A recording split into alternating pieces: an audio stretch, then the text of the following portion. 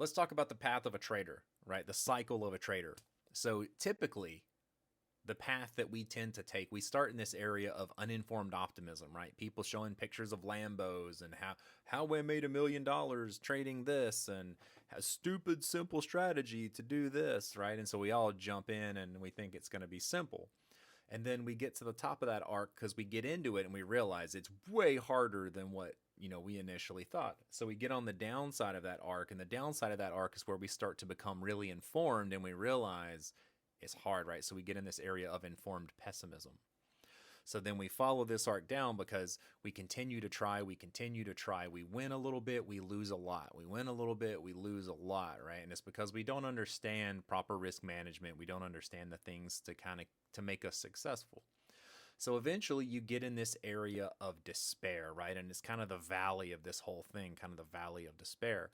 And so you have two options here. Successful people tend to, plane off and run out in the other direction. Most people that fail will tend to continue down into this vicious circle back into uninformed optimism. How does that work? Well, you start to go search, what am I missing? What am I missing? And then you see, oh, this stupid simple strategy or ICT or like you name it, there's a thing out there, right? It's no different than being an entrepreneur. It's no different than anything else. Every area of something new tends to kind of follow this cycle. So as we circle back a few times, hopefully we realize, okay, that's not working. We need to continue to build on to the things that were working for us before, not look for something new, right?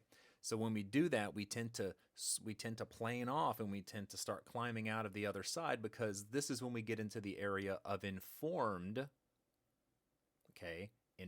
optimism. So when we start to push informed optimism, we start to realize, making a few dollars but not losing the last 3 days of gains is actually better, right? Some weeks we might make a little to nothing. We might take a few paper cuts, but that's better than losing the last month of gains, because strategies get hit as part of this game. And so then eventually, as we start to understand how our strategy can win us more and we can figure out how to lose less, we get into that continued area of optimism and we push out into the success area, right? We get into that 8 to 10% of success. So if you've been through this, let me know. Let's discuss it, because I know I've been there.